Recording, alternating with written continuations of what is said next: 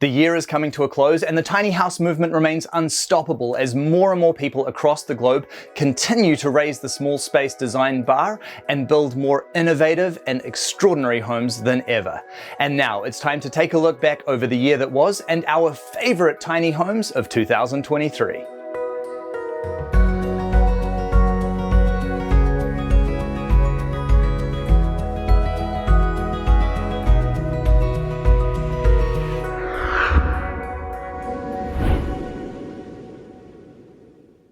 From shipping containers and forest cabins to grain silos and earthships, we've seen a bit of everything this year. Without a doubt, the highlight of the year for Rasa and I was getting back to the UK, where the tiny house movement is starting to make some really big waves. We had an amazing time not only exploring the small space design movement over there, but we also took my parents, who have just retired, on an amazing adventure exploring the incredible history of the UK. Having them along for the journey was amazing, and we forged memories that will last a lifetime. This year, the design bar has been raised time and time again. It's always so hard to pick out any tiny homes above the rest because each and every tiny home I visit has elements that I just fall in love with. You can help me out by letting me know your favorite homes of the year in the comments below. That being said, here are 5 of my personal favorite tiny home tours of the year. You can find links to the full tours of these homes in the description of this video. First up, in the south of England, is Cairo's brilliant studio home. One of my favorite things is when tiny house design principles are applied to slightly larger homes, and this place is a phenomenal example of that. It's quite different in terms of, it's not a tiny house, obviously. It's not a tiny house on wheels, but I was inspired by you guys and the tiny house movement and the tiny house shape and everything about it. So I wanted to incorporate that. So many brilliant features have been squeezed into this home. Cairo also brought us some new vocabulary, which will forever change the way that we define our spaces. I think a bathroom or a spathroom should always have the essence of, not that it should, but me personally, I like to have the essence of something that's quite spa-esque. Yeah, spathroom is maybe the coolest word I have ever heard to describe a bathroom. That's going to be a thing now, you know that. I hope so. I love a word sandwich. One of my criteria was it needs to be Bryceable. And obviously, I made it Bryceable. You certainly did. You can stand up I fairly easily. certainly can. And I'm honored that even though I live on the complete other side of the world, you still made a home just for me. You are always in my considerations whenever it comes to height. I love that. For reference, one Bryceable unit is exactly 193 centimeters, or just shy of 6'4". It's still infinitely less complicated than working out anything in feet and inches. Back home in New Zealand, Rebecca's absolutely stunning tiny home made a big impact.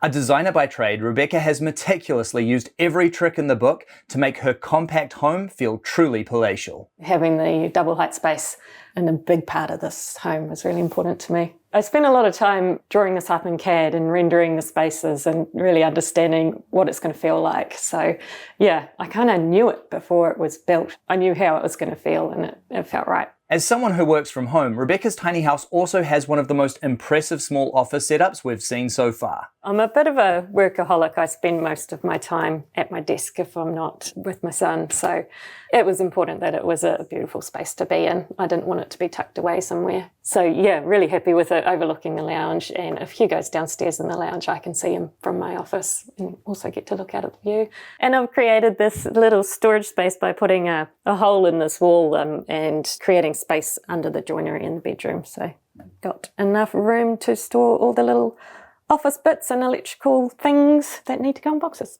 Further south, Tim and Carmen are living the small space dream in their spectacular roundhouse. This handcrafted home is filled with the most intricate craftsmanship and is a great example of the kind of home which can be achieved when an immensely skilled builder truly pours his heart and soul into a project. I'm fully reliant on myself. I did have help from Carmen and help from my father. He had recently retired, so he came up and gave a hand, and he's a plumber, so he did all the plumbing work. And so Very handy. So I was the plumber's labourer and he was the builder's labourer. Yep, great. Yeah, and then Carmen helped out wherever she was required. And and we had a few neighbours come down and help here and there. It was quite a joint effort at some points. We wanted to build the smallest footprint house possible and with the most space possible. So that then is a circle. A circle has more space inside it than a square or rectangle of the same size. Tim and Carmen's amazing design also extends beyond the home and into their food forest garden, where on their quarter-acre section, they are fast finding their way towards self-sufficiency. We're fortunate because we've got a great growing climate here. So we've put trees in and they've just gone bang. We have close to 50 fruit-producing plants on the property at the moment, plus other medicinal herbs and ornamental plants because we enjoy flowers and stuff as well. So, you know, we're trying to get a bit of a mixed garden going on. Yeah, you don't just have to have an ornamental garden for your landscaping. It's like, how do you incorporate food into your living landscape around your house so that that becomes the beauty of what presents your land and your house at the same time? Over in Australia, we saw one of the most amazing family tiny home setups where architect Wayne has designed not just one, but 2 tiny homes. These homes are filled with innovation and experimentation, which really pushed the boundaries of normal and in the result, discovered the extraordinary. Another really cool feature about this house, and I've never seen this done before, this polycarbonate wall is so neat. What a great idea. Yeah, it's a great material. It's really lightweight. Each skin has a layer of air in between, so 2 layers on the outside plus the air layer where the stud is, provides really good quality of insulation, but as you can see it also gives fantastic natural light. Wanted to have a lot of sunlight coming into the houses at the right time of year in that winter time when we want to really fill the living space with sunlight and warmth, but we didn't want to have an eave hanging out over the side of the house because that was obviously something that we'd either have to fold down or remove when we were being mobile. So we come up with the idea of integrating the sun shading within the glass. So we've got double glazed windows with a larger cavity than normal, and then that's 90mm sewer pipe that we've cut in 50mm sections and stacked them all up there so that sun shading becomes integrated within the window frame itself. Beyond the cleverness of the design, I love the way these homes have also helped to keep the family together and how the second tiny house has made the perfect first home for their young daughters. I'd say something that we really got out of it was kind of leaning more into family life, which you'd argue in 2 different family homes, completely separated, that it would make us kind of hide away in our own. But this area out here, which we have by the fire, like any night we can in summer, we go and sit out there. Daz and I always chill out together. You'd think it separates you, but it's actually brought us together as well. And last up, my personal favorite tiny home of 2023 is Jack's stunning DIY crafted tiny house in the UK.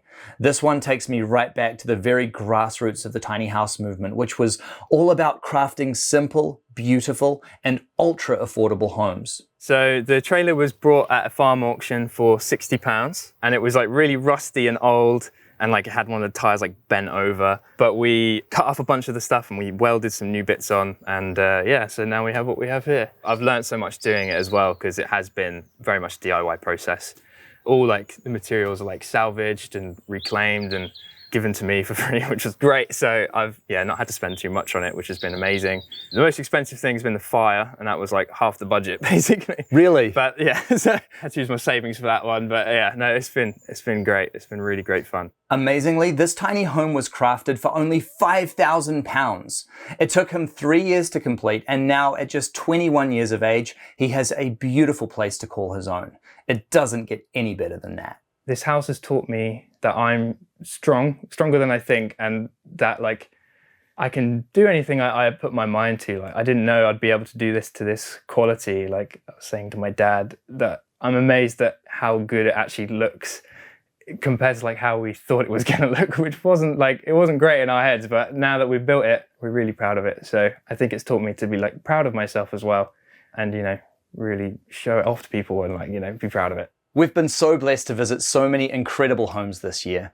Without a doubt, my absolute favorite part of my work is getting to make new friends all over the globe, and it's amazing to watch our tiny house tribe grow year after year.